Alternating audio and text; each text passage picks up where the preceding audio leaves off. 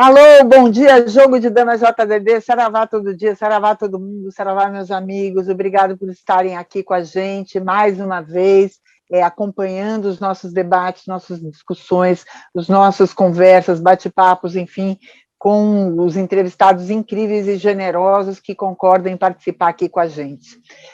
Queria já convidar todos a deixarem seu like, divulgar, ajudar a divulgar os canais independentes.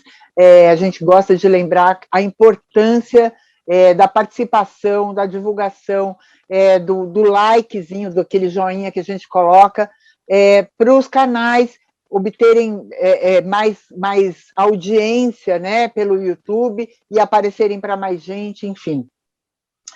E quem puder contribuir com o Pix, a gente agradece muito, é o 129.307.188-97. E hoje a gente vai falar de um tema bastante polêmico e que tem sido um retrato desse governo, que é o Brasil que misturou política com religião. Mais especificamente, trouxe à discussão o espaço evangélico ocupado no Brasil, a voz evangélica ocupada no Brasil e as suas influências sobre esse governo, né? Se é que esses evangélicos representam realmente o cristianismo, e esse é um dos pontos de debate que eu vou ter com o meu querido, o pastor Ariovaldo Ramos. Ele é da Comunidade Cristã Reformada, coordenador da Frente de Evangélicos pelo Estado de Direito. Saravá, pastor, bem-vindo ao Jogo de Dama.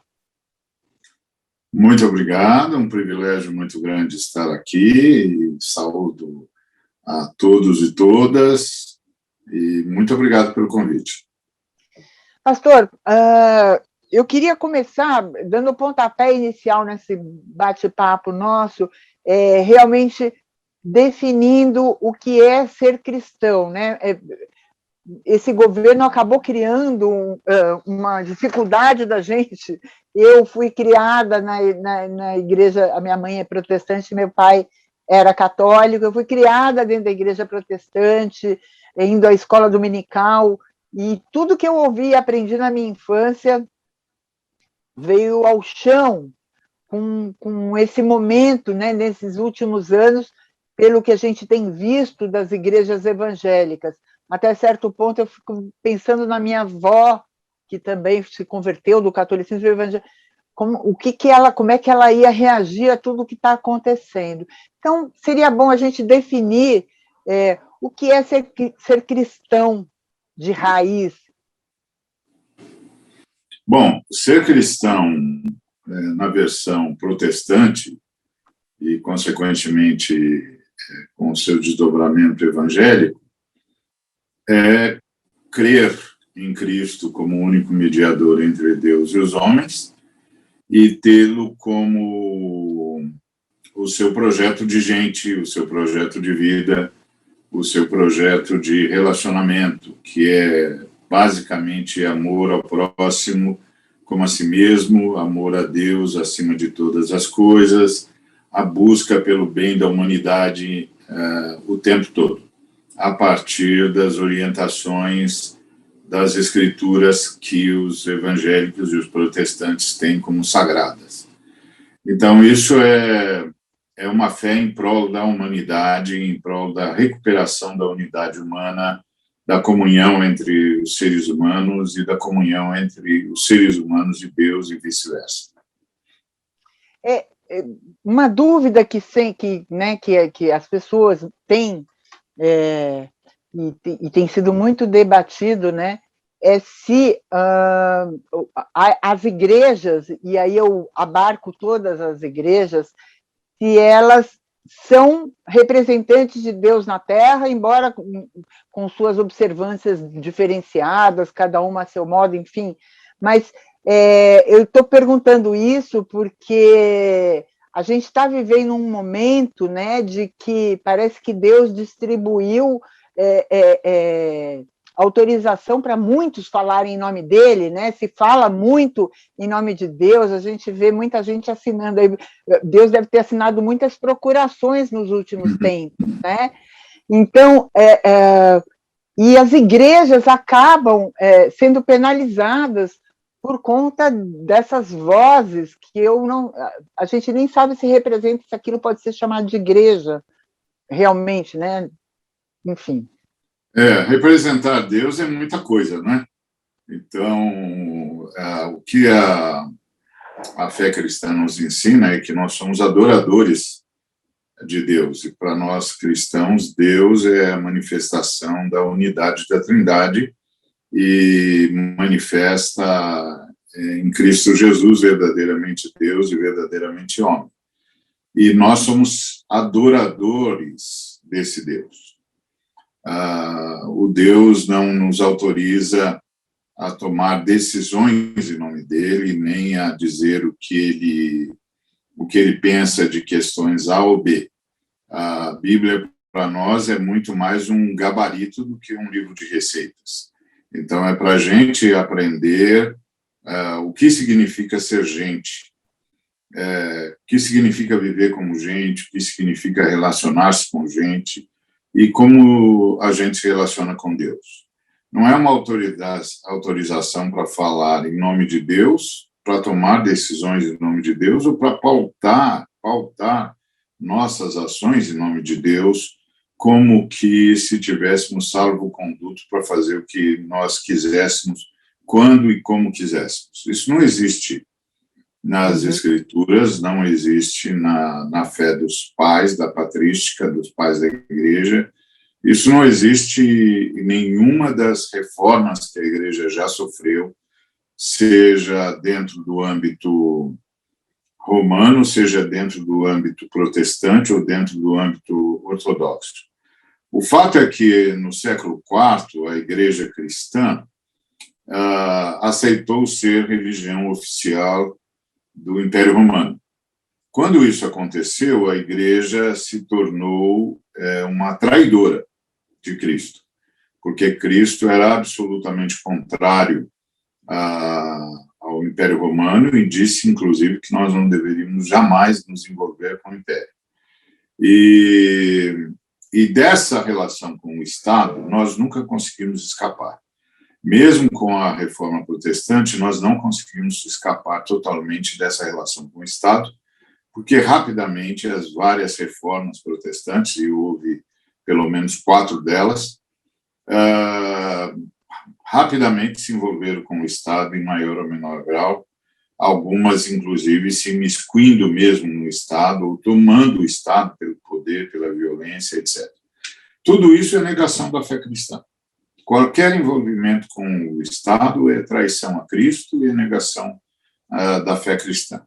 E todos nós, cristãos, que levamos a sério a fé cristã, temos lutado para que a Igreja e o Estado sejam absolutamente distintos, e que não haja intromissão nem de um sobre o outro, nem de outro sobre este. Então, essas intromissões, elas são espúrias. E quando elas são feitas em nome de Deus, elas são heréticas. Porque não há nenhuma base escriturística, não há nenhuma base na confissão ou nos credos cristãos que permita à Igreja envolver-se com o Estado. Muito pelo contrário. A Igreja sonha em ser consciência na sociedade e não poder na sociedade. Então, tudo isso que nós estamos assistindo no Brasil, com especialidade, é espúrio, é anticristão, é herético, é blasfemo. Então, eu imagino, de fato, a sua avó, ou quaisquer da sua família que foram certamente fiéis à sua fé, estariam escandalizados, porque não foi isso que nós aprendemos, e principalmente nós protestantes, não foi isso que nós buscamos. Na verdade, o protestantismo vem se aperfeiçoando ou tentando aperfeiçoar-se para romper definitivamente qualquer laço com o Estado ou com o poder de alguma maneira, ou com qualquer modus de domínio, de senhorio, sobre a humanidade. A ideia da fé cristã é uma ideia de serviço como demonstração da busca pela unidade, que é o nome, que é como a Bíblia traduz o amor. Amor na Bíblia é a busca insistente pela unidade entre os seres humanos. Uhum. Pastor, né, essa sua resposta me suscitou exatamente a questão deste governo atual. A gente está ouvindo muito o nome de Deus, tudo em nome de Deus. Muitos ministros se arvoram a falar em nome de Deus. Deus acima de tudo, como que é? Brasil acima de tudo, Deus acima de todos, enfim. O nome de Deus tem sido muito utilizado como forma de manipulação. A gente sabe até que ponto vai a fé dessas pessoas, né? A gente sabe até que ponto vai essa questão. E a fé, o uso de Deus, da fé, da religião, já foi bastante... já foi motivo de guerras mesmo, né? Já suscitou muitas guerras no mundo, e a gente sabe o peso da igreja nessas guerras, né? O quanto a igreja acumulou, o quanto a igreja... disso que o senhor explicou mesmo, de estar miscuída junto com o poder, né? De se desviar da sua orientação primeira, que seria a elevação dos homens, enfim. Como é que o senhor vê essa manipulação da fé? Eu tenho uma questão que outro dia até ouvi isso, e seria a próxima questão, mas eu vou adiantar um pouquinho. A tal da teoria da prosperidade, né, que chegou aqui no Brasil, trazido pelos norte-americanos. Os pastores norte-americanos estão muito presentes no Brasil, é bom que se saiba, eles todo ano vem, né, uma comitiva deles aqui, se alinhar, sabe-se lá com quem. Eles têm, inclusive, horários, né, marcados com o staff governamental, enfim, que é a teoria de que se a gente é pobre é porque a gente não fez alguma coisa errada e nossa fé não foi suficiente para chegar a Deus, aos ouvidos e ao coração de Deus. Esse tipo de manipulação não é moderno, isso vem da Idade Média, sempre foi utilizado esse tipo de postulação. Neste atual governo, pastor, o Brasil envolvido nisso, e quando você ouve as pessoas, os poucos seguidores, mas ainda seguidores deste ser que se instalou ali na presidência, como é que reage a igreja? Como é que a igreja está reagindo a isso? Minha pergunta isso não está desmoralizando a igreja?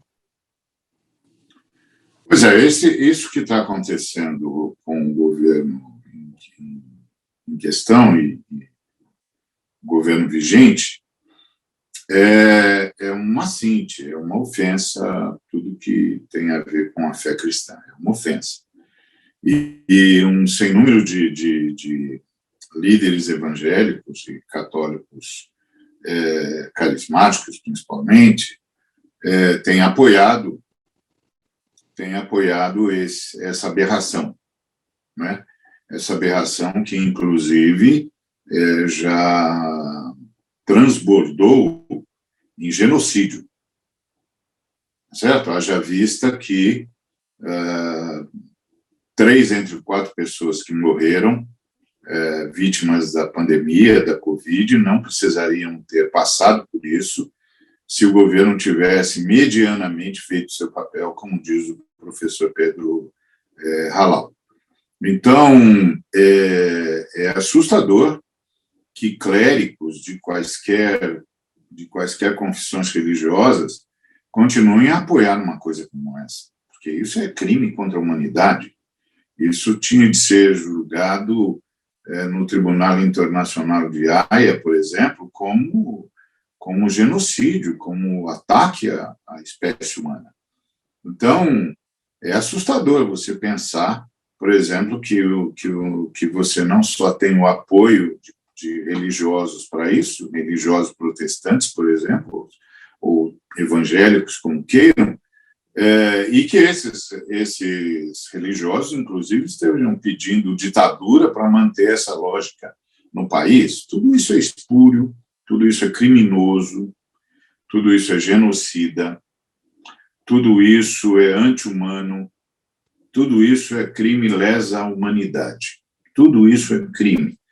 Esses pastores, esses líderes, são criminosos, deviam estar respondendo à justiça por essa insanidade, porque isso é uma insanidade, sob todos os aspectos. Insanidade. Não há mínima possibilidade de sustentar isso. Usar o nome de Deus é um artifício dos autoritários, é o artifício do fascismo, é o artifício do nazismo, que, aliás, cada vez mais se configura no Brasil. Esse governo absurdo que nós estamos sofrendo, ele tem características neonazistas indisfarçáveis, não só na sua prática, mas também na sua estética. Já não é novidade para nós uma série de manifestações estéticas nazistas nesse governo que nós estamos sofrendo, que essa é a realidade. Nós estamos sofrendo esse governo. E o uso do nome de Deus nisto é uma blasfêmia. É uma blasfêmia, é uma agressão à fé e é uma agressão à figura da divindade cristã. É uma agressão, é um absurdo, é inadmissível. Então, nós temos de tomar posição, e eu faço parte da Frente de Evangélicos pelo Estado de Direito. Já em 2016, nós tomamos posição contra o golpe de Estado, por entender que era um golpe de Estado, e por entender que por detrás daquele movimento espúrio, ao arrepio da lei, vinha uma avalanche de atos destrutivos, uma avalanche de destruição do país. E, lamentavelmente, estavam certos. Isso não só aconteceu no governo Temer, como aconteceu e foi aprofundado nesse governo que ora sofremos. Esse governo de características inegavelmente neonazistas. Então, nós temos ver pastores envolvidos nisso, apoiando isso, e ver ministros deste governo que se apresentam como pastores, o que é um absurdo, porque o Estado brasileiro é um Estado laico. Então, ninguém pode ser chamado para nenhum cargo público, seja de que natureza for, baseado na sua religião. A religião é um dado que não pode ser tido como aval ou como demérito para qualquer pessoa, para qualquer cidadão brasileiro. O sujeito é chamado para um ministério público, seja ele qual for, baseado no relacionamento dele com a presidência ou com a sua capacidade, se ele for de notório saber, ou com os acordos dentro da configuração do governo, dos partidos que fizeram a coalizão necessária para eleger determinado elemento para determinado cargo. Nada mais do que isso. Ele não pode ir lá porque ele é terrivelmente evangélico, por exemplo. Isso não é possível. Isso não é possível. Eu sou absolutamente contra isso, porque isso é um Estado laico. Na verdade, eu acho que nem símbolos religiosos deveriam haver em nenhuma repartição pública, porque o Estado é laico. Tá certo? Não me interessa. Aquele crucifixo no STF me incomoda profundamente. Não pode. Isso é um assinte. Por quê? Porque isso é uma imposição de uma fé sobre os demais cidadãos e cidadãs brasileiros num Estado laico. Aquilo só se explicaria se esse fosse um Estado confessional. Já foi um Estado confessional, graças a Deus não é mais. Então, isso tudo é um absurdo. Nós temos vivido isso nesses 5 séculos. Nós precisamos evoluir, nós precisamos sair desse negócio. Nós precisamos ir para a laicidade absoluta da sociedade, onde cada qual tenha o direito à liberdade de praticar o seu culto sem julgar o culto do outro ou sem, de alguma maneira, ser qualquer obstáculo à fé de quem quer que seja. Então, ter um Estado governado por uma postura religiosa é inconstitucional. Tudo que nós estamos assistindo neste governo, que nós estamos sofrendo, é inconstitucional. Esse governo já deveria ter sido interditado há muito. Primeiro, deveria ter sido interditado nas próprias eleições, porque sua campanha se baseou em falsidade, mentira, nas chamadas fake news. E isso foi demonstrado ad nauseam, foi demonstrado para todo mundo. Então, o TSE tinha de ter sido ágil e honesto o suficiente para cancelar a chapa, simplesmente por causa da mentira, porque o eleitor estava sendo enganado, portanto, a eleição não seria legítima. Mas não fez. Não fez, deixou passar, e aí esse governo sobe evocando a religião como uma das suas plataformas e um dos seus pilares. E isso é inconstitucional. Ponto. É um ataque ao Estado laico. Teria de ser interditada imediatamente, o presidente teria de ser enquadrado em crime contra a Constituição e teria de ser, no mínimo, interditado. Mas não aconteceu nada disso.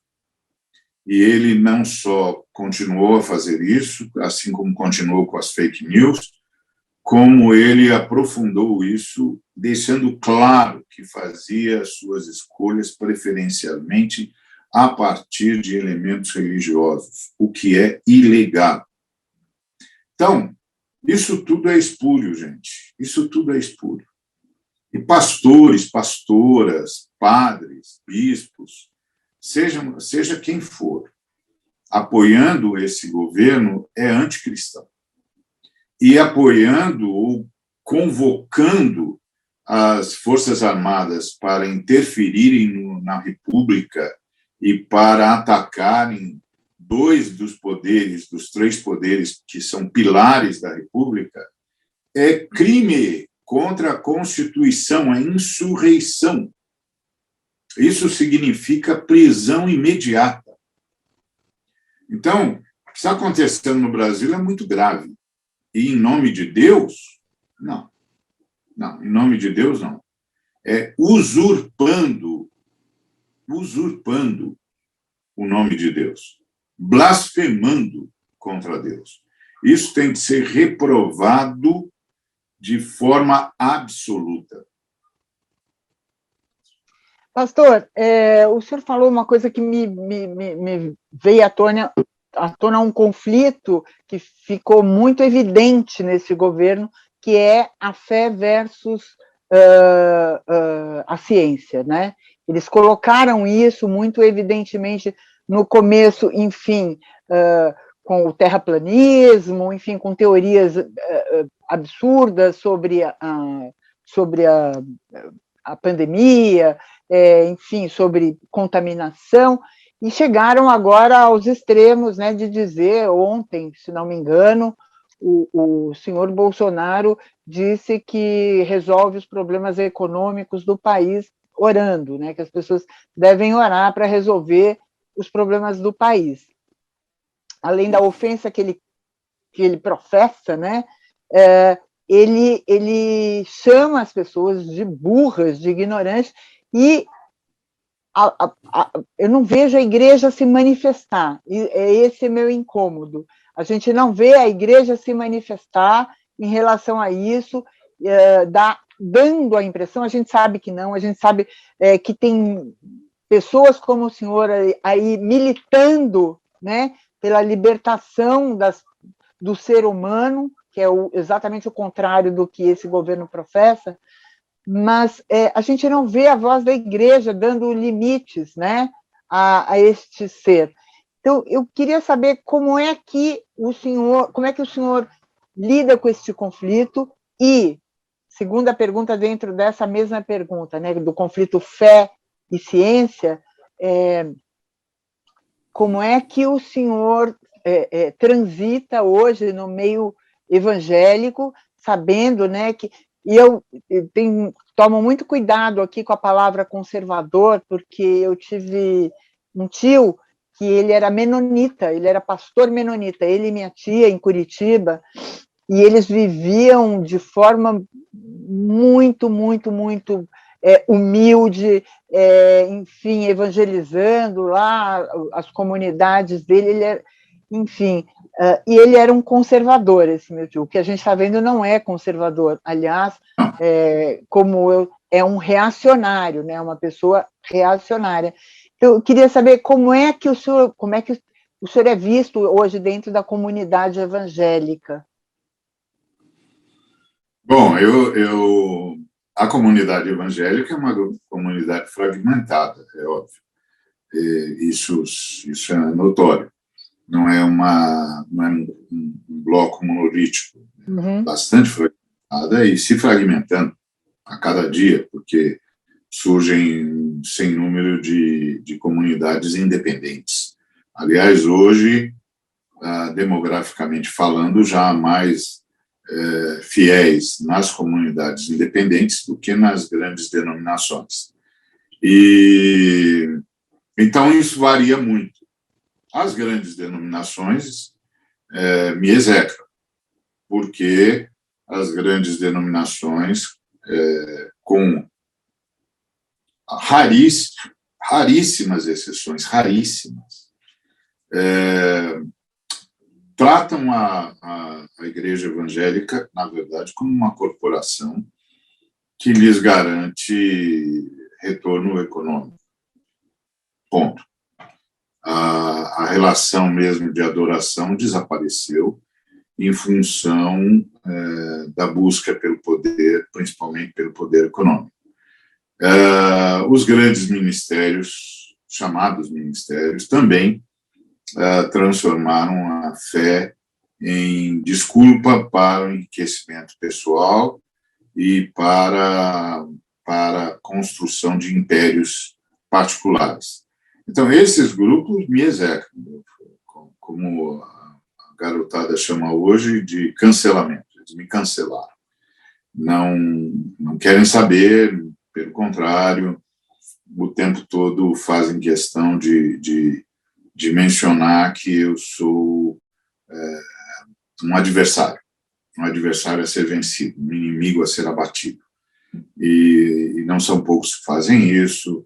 Então, há casos, por exemplo, de gente dentro das suas respectivas comunidades particulares que foram banidos da comunidade deles e a acusação é que eles eram simpáticos a mim. Então, coisas dessa natureza têm acontecido. Então, a pessoa é simpática ao Ari, então tira do cargo, tira da comunidade, porque o Ari é um inimigo. Então, há esse movimento. Agora, há também outros que entenderam que o que eu estou dizendo, assim como os demais que pensam com a mesma perspectiva, é o que a fé cristã exige que seja dito mesmo. É o que a fé cristã impõe como conduta coerente, ou seja, nós não nos imiscuímos no Estado e nós não permitimos que o Estado se utilize da fé para explorar, e nós não acreditamos numa fé que não seja libertadora. Então, isso é o que se impõe mesmo à fé cristã. Então, isso é bastante fluido no nosso meio por causa dessa fragmentação. A Igreja Evangélica não é como a Igreja de Roma, ela não tem magistério central e não tem um poder central. Então, ela é bastante fragmentada. E também é preciso lembrar que é preciso também lembrar que essas unidades não controlam os fiéis, as fiéis. Então, por isso, você tem ainda o arbítrio pessoal.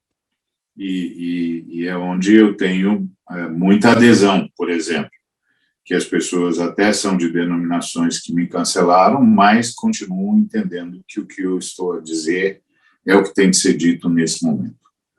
A gente está nos 5 minutos finais e eu queria encerrar já agradecendo. Eu teria muito mais perguntas para o senhor, mas então já fica o convite para o senhor voltar, porque eu acho que esse debate é muito importante.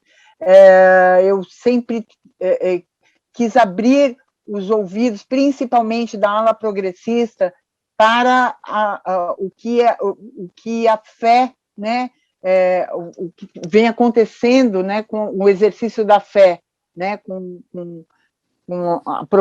como se professa a fé das pessoas. Mas, para encerrar, eu queria deixar a palavra com o senhor, agradecendo sua participação e seu aceite, e já deixando aqui o convite para o senhor voltar.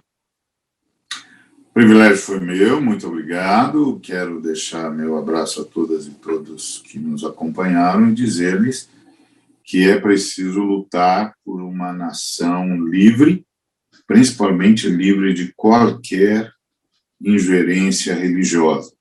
Uma nação onde cada cidadão e cada cidadã tenha liberdade de expressão plena e uma nação que busque a justiça social. Muito obrigado. Muito obrigada a vocês, meus amigos, obrigada por terem nos acompanhado nessa pequena entrevista, agradeço a companhia, não deixe de deixar seu like, divulgar, enfim, estar aqui com a gente, toda quarta-feira tem entrevista bacana. Pastor Ari, mais uma vez, muito obrigada, saravá todo mundo. Obrigado. Meu